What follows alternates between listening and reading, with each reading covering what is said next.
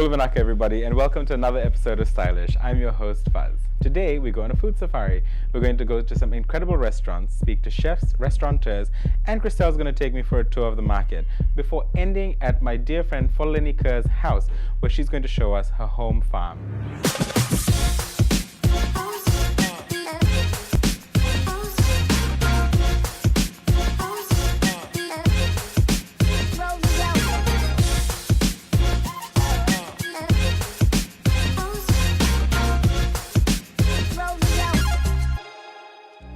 Well everybody, here I am on another wet Suva day standing outside Eden Restaurant. Eden Restaurant, established in 2011 by restaurateur Sangeeta Maharaj, is an incredible local gem located in the suburb of Tamavua. It's one of my favorite places to come to for sure.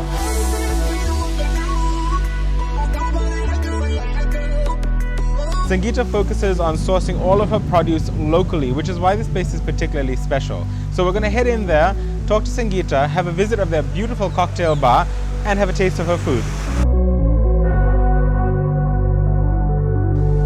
Hello everybody, so I'm sitting here with Sangeeta Maharaj, the incredible restaurateur behind the oasis of Tamavua, Eden Restaurant. Thank you for joining me, Sangeeta. Hi Faz, how are you? Very good, thank you, and thank you for letting us into your kitchen today. Did you always think that you'd become a restaurateur? Never.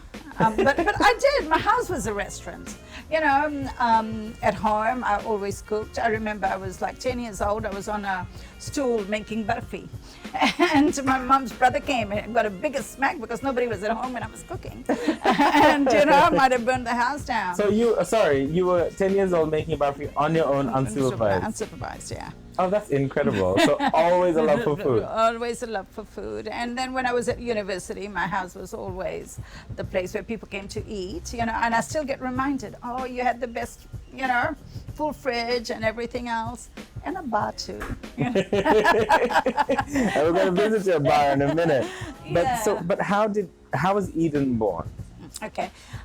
Well, my background is computing. I did a degree in computer science, but when I was at Auckland, I worked at the Regent Hotel. I have family. My eldest uncle worked at the Regent Hotel, and so growing up, whenever we traveled, had no money in my pocket, but we'd always stay at a nice hotel and things like that. And I was fortunate enough to get a job, and made friends with people who liked food, and I got exposed to a lot at that time.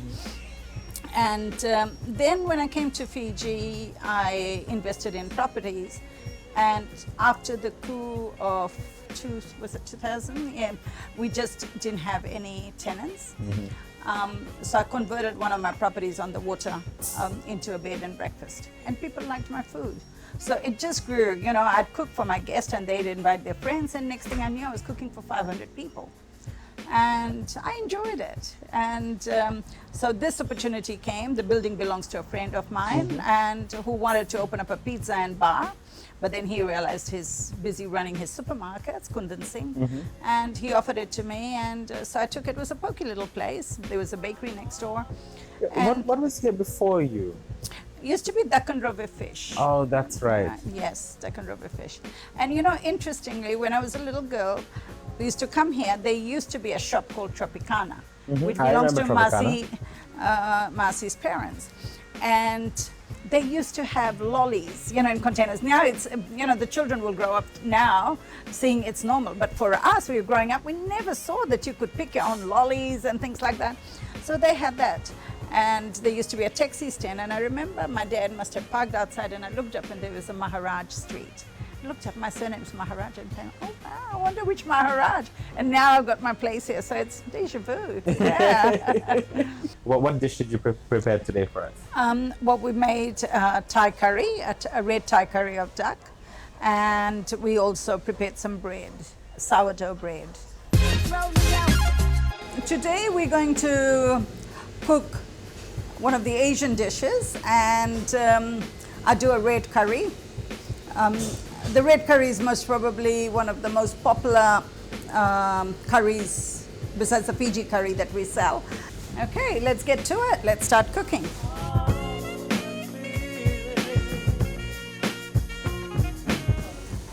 Okay, so one of the things with the Thai cooking is the base is done with thick coconut cream, right? You put the coconut cream in and you cook it until it separates. So when you see a Thai curry finished, you will see that it has oil on it. And it is like when we make a curry, we fry the masala until the oil separates. So the same thing happens here. We cook this until the oil separates. So it's the same thing as how we make our curries. We fry the masala until it becomes really fragrant. And that's what we're going to do here. It takes about a good 10 to 15 minutes to do this. If you don't cook it for long enough, it will be very bitter. One of the things with this curry is every ingredient we have got in Fiji. So nothing is, oh, I lie.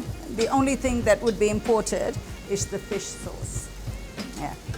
And, oh, look at this, how it's beautifully sizzling. You can see all the oil is separating. So we slowly added the cream.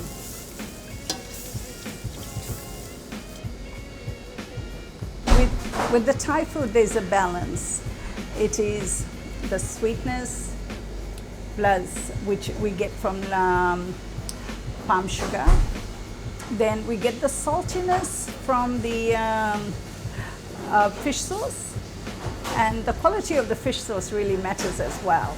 I like to use the first press for my fish, which is hard to get in Fiji.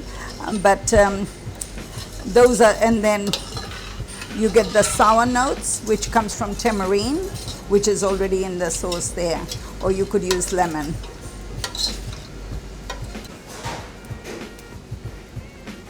This is kaffir lime. It's hard to get here. Smell it. Beautiful. And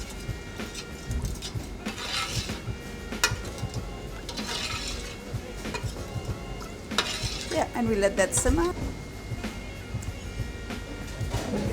Now, this duck, we use a duck breast, and we will cook it to medium unless somebody wants it well done.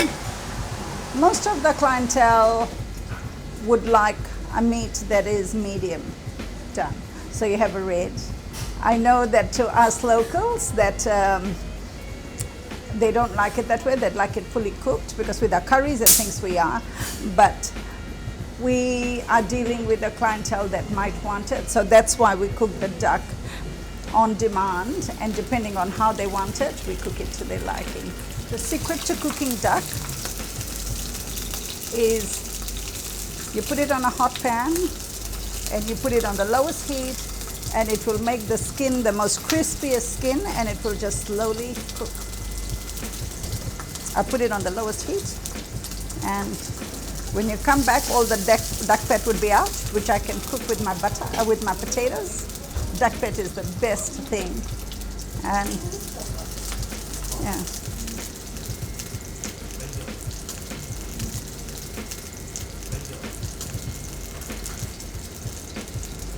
And then we'll just cook this. This will be about 10 minutes, and you will find a nice crispy duck. What is the future of Eden Restaurant? Well, I don't know. Depends what I do tomorrow. But I mean, this is my baby. You know, I don't have children, and this is my extended family here. And everything. During the COVID time, we were in the middle of renovations, and I have not stopped. We keep doing it, waiting for the times to get better. And I must say, I have wonderful patrons who have supported us, and we are surviving this time. And we have used this time to spend time in training, like doing different things, cleaning up, doing more things, and so it will only get better. And I'm learning every day, and my staff are, and we're quite lucky to have good staff, and it's giving people of Suva an opportunity to try different things, and food and drinks made with love. I think that's what it is. We care about what we put on the plate, and if we have that, it's always going to taste delicious. Coming up right after this, we speak to Wanga, the new bartender here, who is an incredible mixologist, and he's going to show us one of Eden's signature cocktails.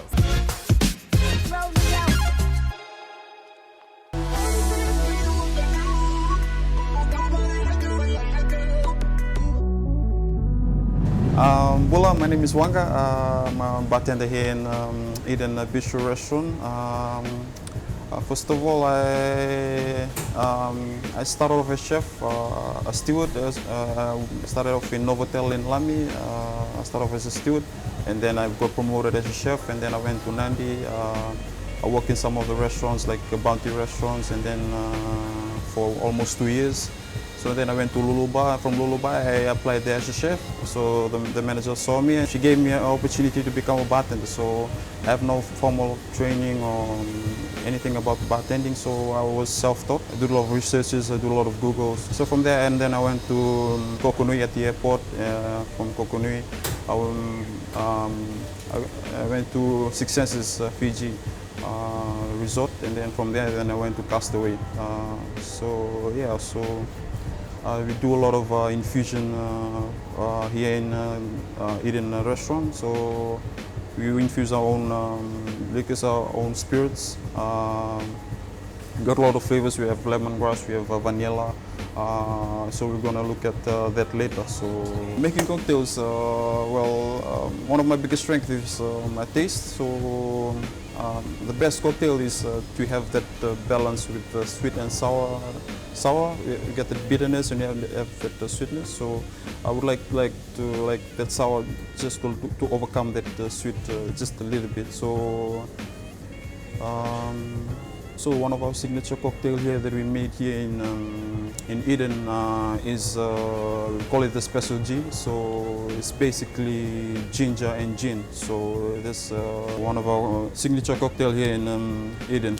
Okay, so first of all, I always like to chill my martini glass. So I chill my martini glass. I put that aside. So and then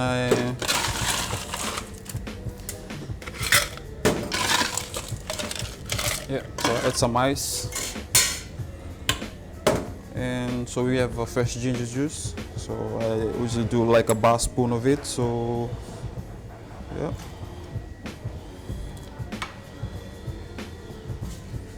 And simple syrup. So simple syrup is actually brown sugar and hot water. So sugar syrup, a bar spoon of each, and this is fresh lime juice, like an ounce of it. And this is our a lemongrass gin. So I infuse lemongrass in here, so it's almost finished. So you can say that it's really going. So an ounce of the gin. And also our homemade limoncello. So it's made up of kumquat skin. So you can see this kumquat inside. So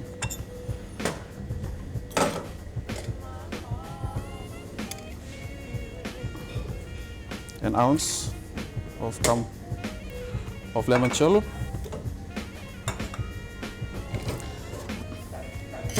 And then you give it a shake. So you shake about like 15 seconds. So just to give for nice chill it.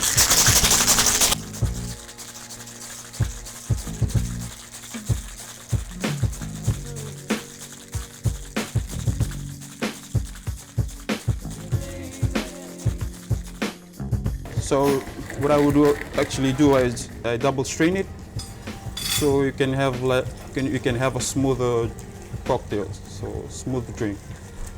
There you go.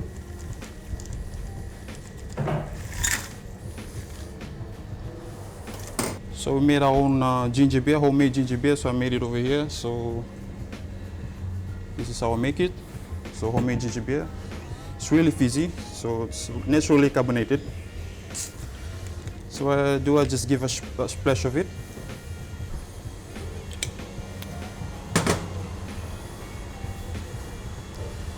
And a lemon twist, so I just like get that oil out of it. Just rub it around the rim. There you go. And finish off with the crystallized ginger lolly. There you go. There you have espresso G.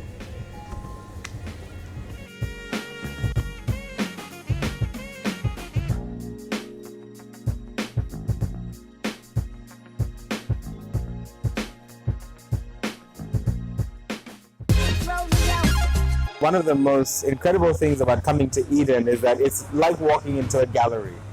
So tell me about the work that you collected. Is it work that you've collected over the years? Is it work that's personal to you? I've always loved beautiful things, and you collect things over time. I started an art class with somebody, a lady called Jane Borg, and I would go in the evenings and do a class with her. And through her, through the classes, I met a whole lot of amazing people who did art. And I started buying one of their art. So most of the art that you see here are from students of Jane Borg. And then, once you start, and they actually were at my house, and then we were renovating, painting the house. So I brought them here, and it's never gone back. One of the interesting first paintings that I had bought out of this collection, which is faces of women mostly, was the eye. And then so I went and started collecting. I'd look at a face and I'd collect. And so I have collected the ones from local artists or people who lived in Fiji at one time or the other. And then whenever I travel the world, I try to pick one. So I've got one from Indonesia, one from Vietnam, and from Thailand. So it's just added on. But we pick up things. I'm very proud owner of the hot glass chandeliers that we have. Those are incredible pieces of work. We featured Alice Hill on a previous episode of Stylish, and the work that she does is gorgeous, but these are from the Born from Fire exhibition. Yes, yeah.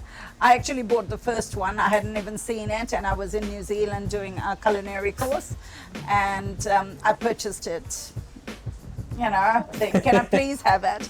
And the second piece is just as special. I saw it, and I love uto. It's one of my favorite curries. And it was, so I had friends. I had a function that day here. I told friends to go put a red dot on it. And I told Alice, and Alice said, oh, you have to come in, you can come in and put a red dot yourself. But when I went in, they already had a red dot. So it went for 10 days. I thought somebody else had bought it. And then after that, I found out that the Food Revolution group, Robert Oliver's group, I'm a local director for that, and I've done a lot of work for them, and they give it to me as a thank you for all the work I did. Oh, that is so beautiful. And it's, so it makes it ever so special. It's local, it's given by people who are supporting local food and things, and, to be recognized for doing the work with them. How important do you think it is, especially now, for Fijian restaurateurs and chefs to explore and utilize local produce? Because I know that your restaurant is very high on the use of local product. Well, I just think, it's stupid not to. It's common sense, and, it doesn't matter whether it's now, whenever. I mean, the fact is that we have beautiful produce. And our seafood is in amazing abundance, but maybe not available to everybody because it gets exported. So I hope, the government looks at that part, the fact that fish is not available as readily as we want to be. I mean, we're depleting the fish, but at the same time, it's expensive, it's hard for people to get. And I think that's why people come to a restaurant, because 70% of our sale is seafood. And you would have seen earlier on, we had a supplier come in with 4 bundles of nunga. And so there is beautiful fresh seafood and things available. And the vegetables, you can grow anything anywhere, and we're doing things in our garden, but at the supermarket, it's the pride of Fiji.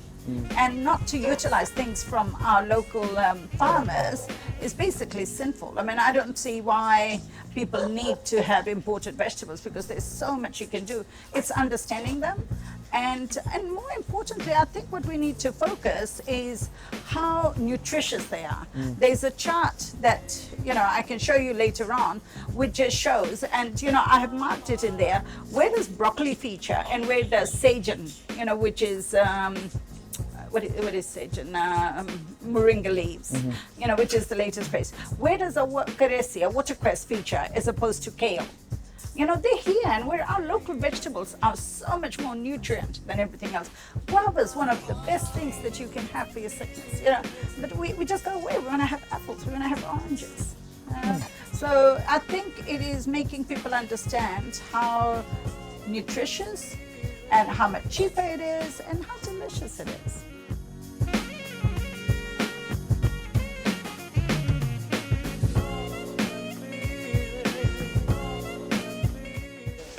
Well, what a wonderful way for us to start our food safari. So here at Eden, Sangeeta and her wonderful team have prepared a lovely tasting board for us. We have some grilled prawns, some fresh octopus salad, and a red curry duck. What's most incredible is that all of the ingredients you see before you are sourced locally from the iconic supermarket. So support small businesses, guys, because small businesses like Eden Restaurant support micro businesses, our local farmers, our local producers, and we are so happy that that is part of living a stylish life. So I'm going to tuck into this food, and coming up right after the break, we go to the source, to the supermarket, to visit our producers and our suppliers. Well, everybody, we're continuing our food safari now at the supermarket. The supermarket is an iconic place. It's the largest open-air market in the Southern Hemisphere. No trip to the market is complete without my favorite cupcake, Miss Christelle Lavaki. She's about to take us for a bit of a tour and talk to us about superfoods.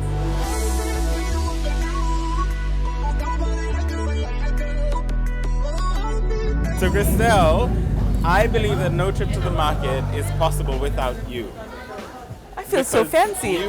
But I also feel like he goes to all these fancy places and only when he wants to go to the market then he calls me. That is not true. But having said that, I think that it is good because Christelle has a very strong understanding of local produce because that's basically all that you work with. Yes. So I remember, what did you call the market? The market is like our little medicine cabinet. It's our pharmacy company. It has all of our nutrients, all of our vitamins, all of our supplements in one place. And it doesn't cost you an arm and a leg. Absolutely. So essentially, health is affordable. Yeah. It's just about the way we take care of ourselves. We just need to be putting in the good stuff and not pumping ourselves full of chemicals that comes out of little jars. This is what we should be pumping ourselves with. Well, speaking of Roro, which I absolutely love, let's talk about superfoods. Okay, the easiest way that I can think about describing a superfood is basically it's jam-packed with everything you need. It's like, you know how you get a jar full of multivitamins and you can buy one for men, one for women. A superfood is basically that jar of multivitamins, but it's for everybody. So it contains all of your necessary nutrients, your macronutrients, everything jammed into this one superfood. Like Roro. Roro is rich in iron and all of these other wonderful things that will just make you like a Popeye. One of my favorite ways is, it's really, really weird, but it's just plain gisi Roro or dry fry Roro with smoked fish. That's like my favorite thing in the world with Roro. Maybe you should make it for me one day instead of just talking about it. Maybe you should take me to fancier restaurants. We're going to move on to the next superfood, but it's fabulous. Roro is always in abundance at the supermarket and at any market really around the country. So get some of this in your belly. Superfood in your belly. So, what is this table of goodness? Okay, so when you're a child, for those of us that were forced to drink this, this is Laila, and it's one of the best herbal medicines. Laila is sort of like a wild ginger, right? Yes, it's like the fun ginger. It's like me, but ginger. You like this one. So yeah, Laila is fantastic. It's a really good medicinal root. Next to it, this is one of my favorite ones as well. This is turmeric. So you know how you have hardi in curry? This is the fresh version of it if you've never seen it before. You know what's really funny is that I think that a lot of people have never actually seen turmeric. What turmeric looks like. So it's almost It's like it's a a root essentially, but it it's looks a- like ginger but orange. it's a Donald Trump ginger.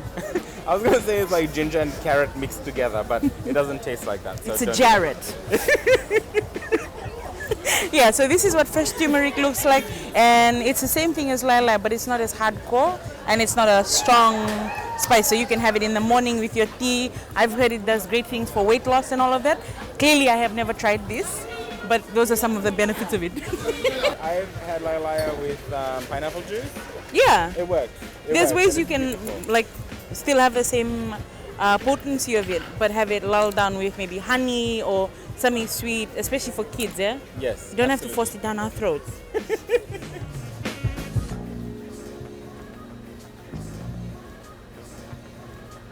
So now we come to one of my all-time favorite vegetables. You have a favorite vegetable? Like literally, the only vegetables I eat are like ota and roro. Okay. You eat that like, no, it's funny because Faz, I will sit and watch Faz move a salad aside, but he eats, well, what I understand, but roro, like, most people hate roro. I'm just one of those people, like I'm like one of those like, you know, hardcore, true, like patriotic Fijians, you know. I don't like carrots, I don't like tomatoes, I don't like Anything that's not anything local. imported, you Okay. know? It's like fruits, like I hate apples and pears, but I love like Pineapple. pineapples and watermelons and guavas and even like, you know, like cherry guavas or like, Man, you know? we're really lucky like that. Like, guava is one of those things that is jam-packed full of vitamin C. But if you have problems, like if you eat like matiri orange, that's quite Oh my acidic. God, that's Even my though it has favorite, vitamin though. C, Yeah, it's so good. so it affects people, some people. So guava is your next best thing. So ota, also known as fiddle fern. Now, a couple of years ago, fiddle fern was like the thing in over the seas. And I heard that a friend of mine had an ota salad or fiddle fern salad in New York, and it costed them 55 US for a tiny little plate of ota, just regular ota salad. And it's have you done ota? $2. Best thing in the world. Keren dua. Kere. Iyo, ando nga. This is so good because it's I eat it raw, and it's delicious raw in a salad. Kendo na molye. Kari. Chilo. Biwa tanga. Right. Apa? Naka.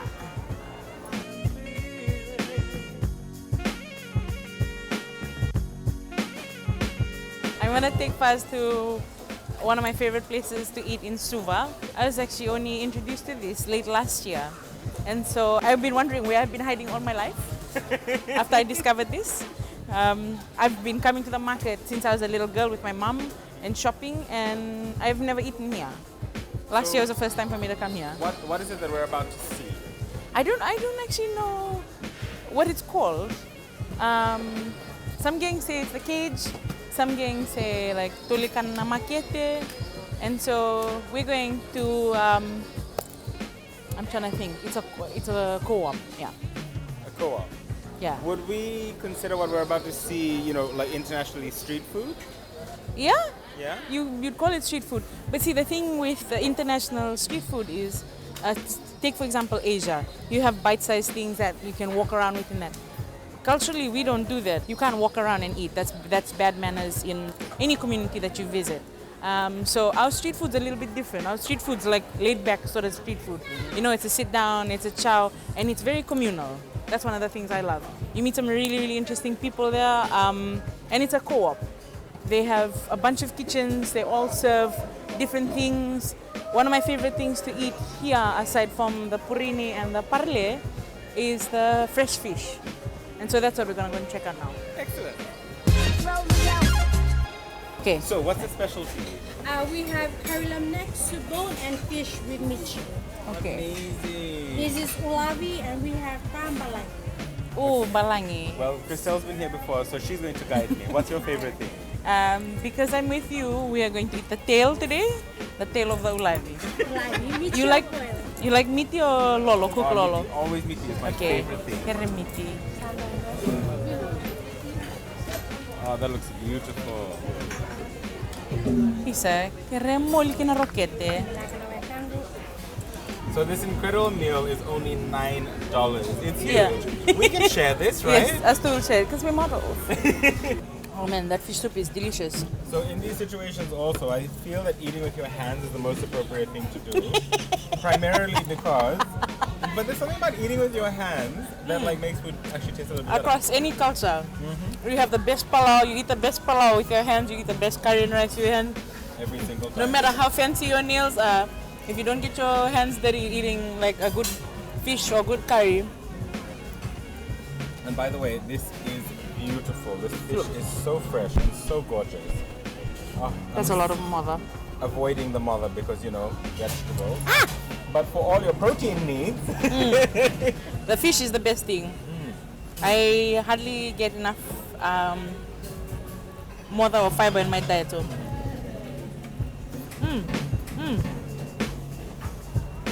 remember guys, living a stylish life means finding things that you love. And food is such an important part of that.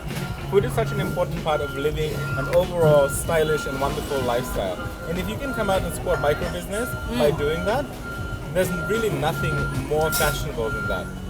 Wait, and the really cool thing is these things are super easy with like, if you're busy and you can't sit down and have a meal, you can always bring your own container. They are really good like that. They don't have styrofoam or plastic on anywhere for the longest time Excellent. that I can remember.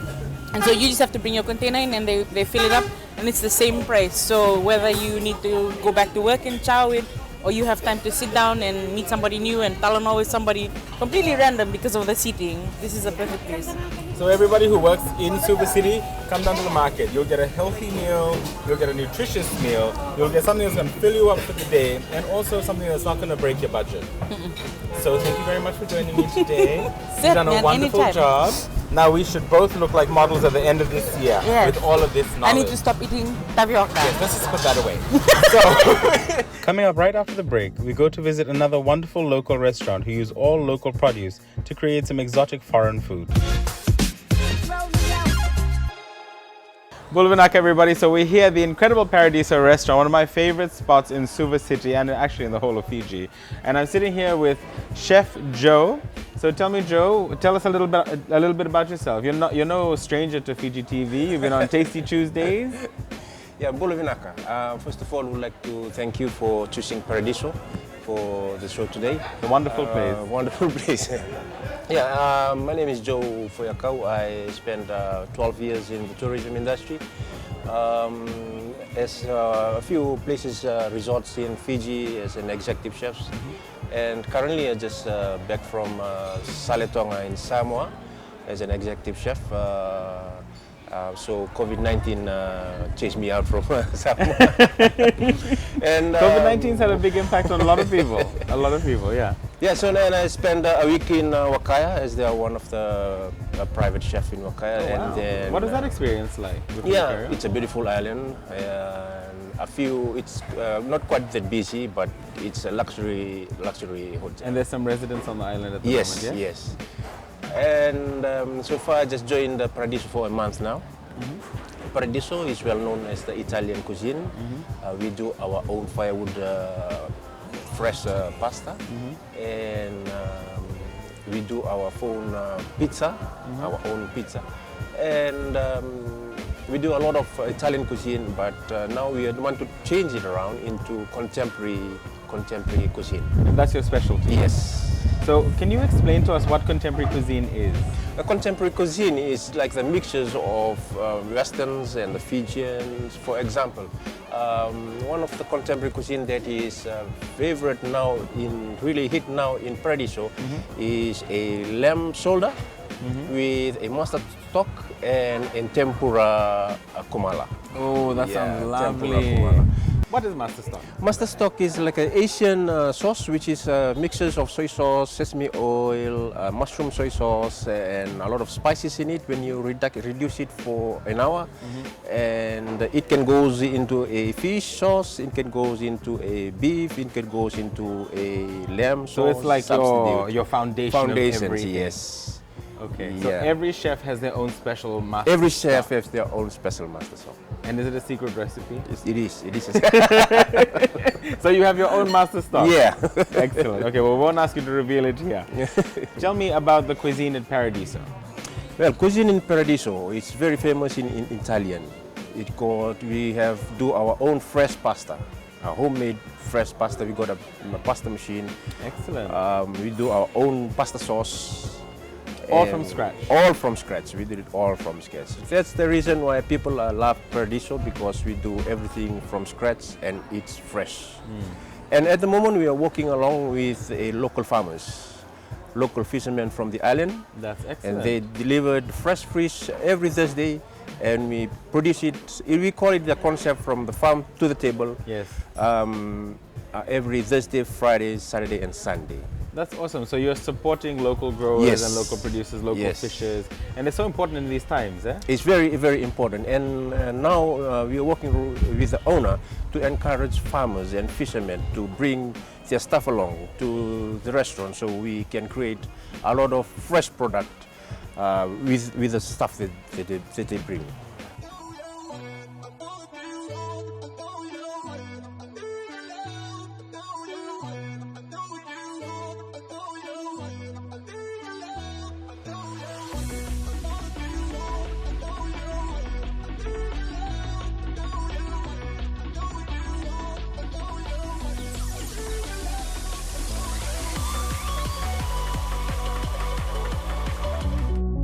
Well, guys, now you know. If you want to come and meet Chef Joe, who is an incredible chef with such wonderful experience in the industry, come by Paradiso. He's going to have something exciting for you, I'm sure.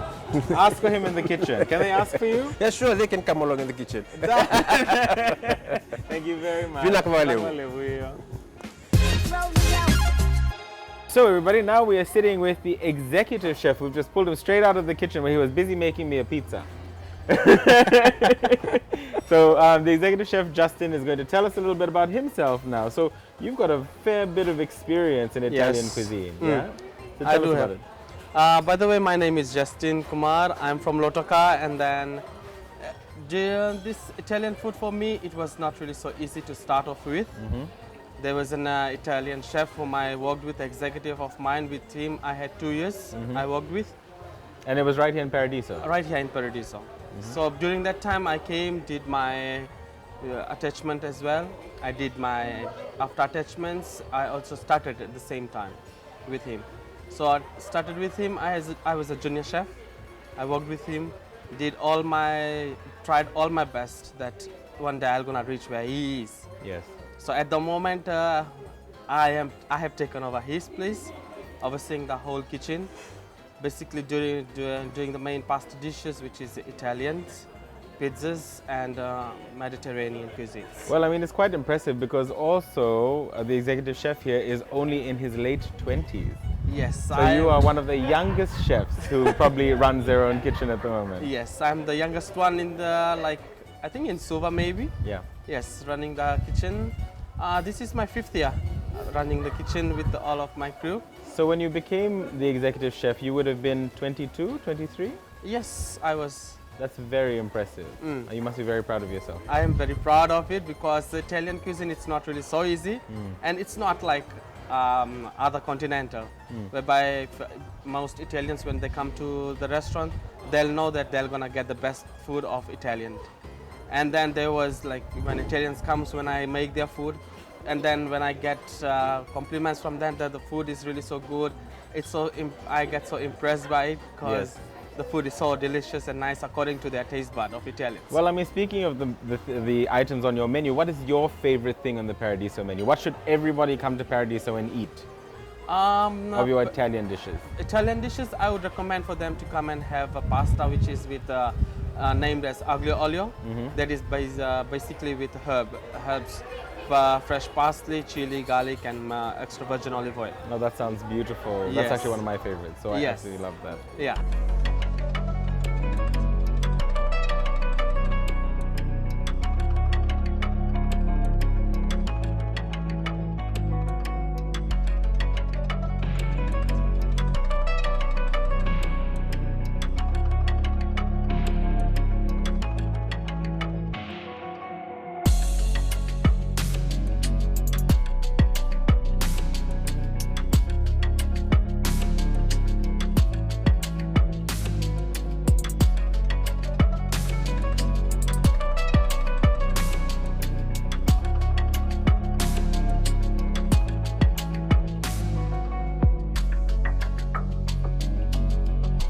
what do you think the future of Italian cuisine is in Fiji? I mean, Paradiso already has created such a strong brand. It is a very good, yes. Actually, when we see our Fridays, Thursday, Friday, Saturday, Sunday, we are really so busy. Which is when you have your wonderful bands as well. Yes, so it remember comes with the everybody, band. live bands at Live Paradiso. bands at Paradiso, yeah. And then we get all different kinds of people over here. They really enjoy the ambience and everything which is surrounded by Paradiso.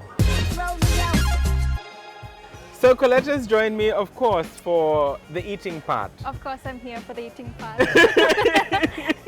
So we've been prepared 2 amazing dishes. Do you want to attempt to pronounce this one?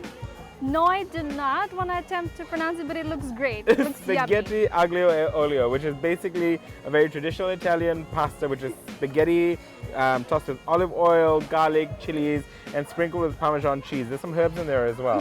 Yum. And do you remember what this is called? I Wow, do. it's like she wasn't listening to anything. I promise I was listening. So this is a pizza puttanesca. Puttanesca. There we go. Well done. Nailed See? it. You didn't even try the other one. So we're going to give it a bit of a taste test. I mean, I'm really excited because it Yeah. is super authentic Italian. What do you want to try first? I'm going to go in for the pizza. I am going to go in for this pasta. How is it? That is amazing. Simple, beautiful flavors. I am obsessed. This is gorgeous. So for all your authentic Italian cuisine, it's so rude that I'm talking in my mouth. So guys, for authentic Italian cuisine, Paradiso is the place to go. The chefs are amazing. The food is fabulous. Fabulous. Fresh, all local ingredients, but authentic Italian food.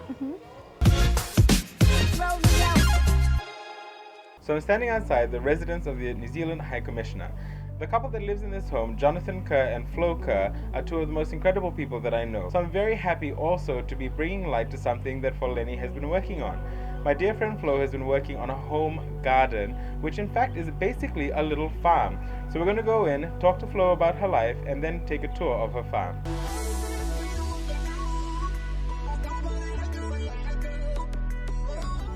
So actually this is my first patch of the garden.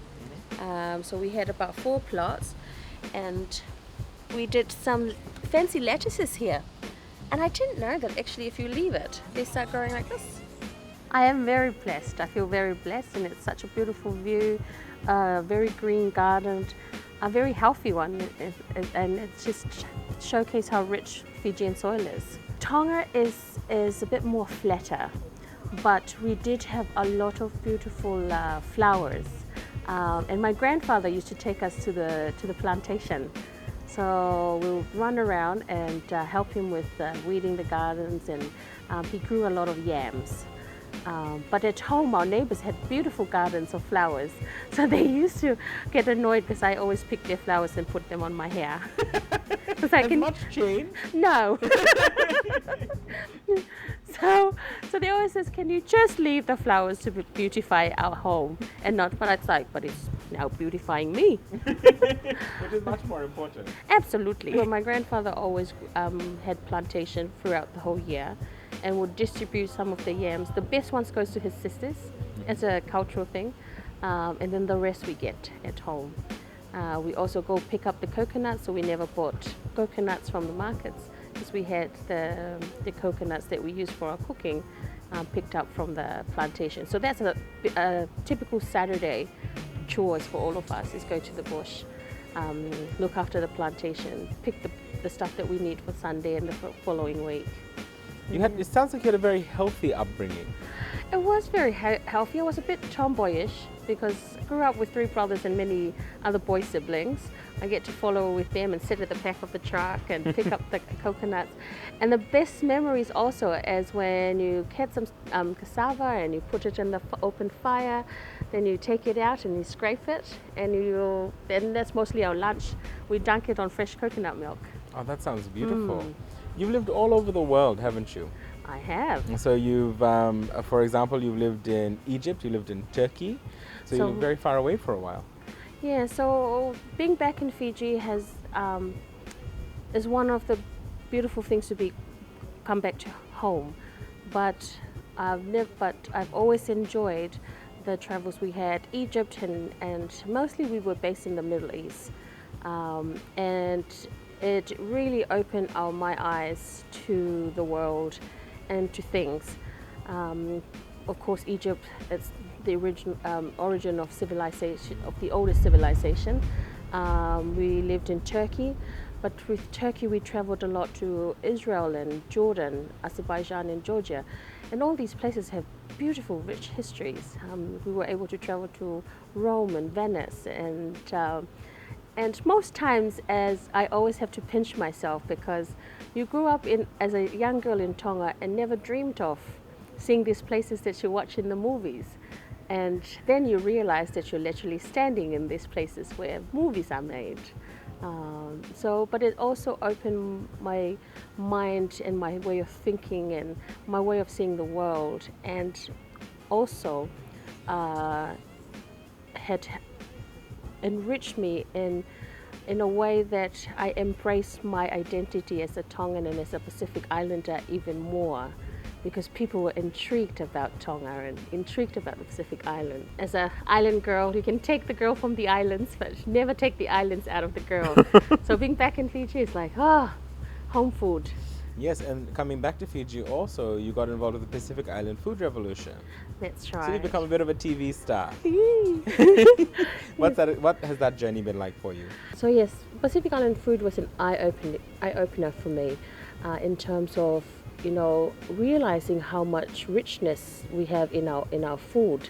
And as Robert Oliver, the creator of the show, wanted to actually encourage our Pacific Islanders to see our food as the fancier food, because we sometimes think Western food is a much more fancier and popular food, but we're trying to change that mind frame that our polusami, our cassava cake and things like that, we can tweak them and make them even more interesting and fancier with just our local ingredients as well, and especially with the spices that we have now, that we've got access to now. We can actually create our indigenous food to be a bit more exciting, but it's always have been nutritious in anyways.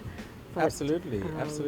It's been so interesting. It's been such a joy having you be in Fiji this time. In my personal opinion, the opinion of many people, you are the most influential of people in your circles, and we're so proud to have you here.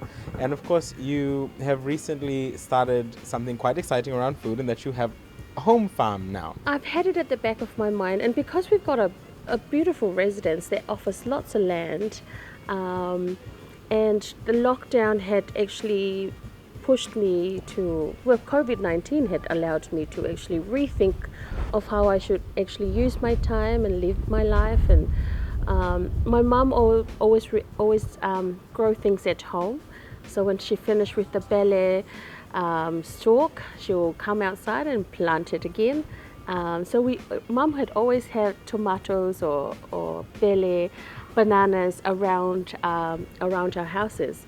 So with the lockdown, I decided I need something to better use my time that not only gives back a sense of purpose, but also takes me back to my childhood, and allow to provide for the little family that I've had in this house, and we've actually eaten from these vegetable gardens. It's quite rewarding.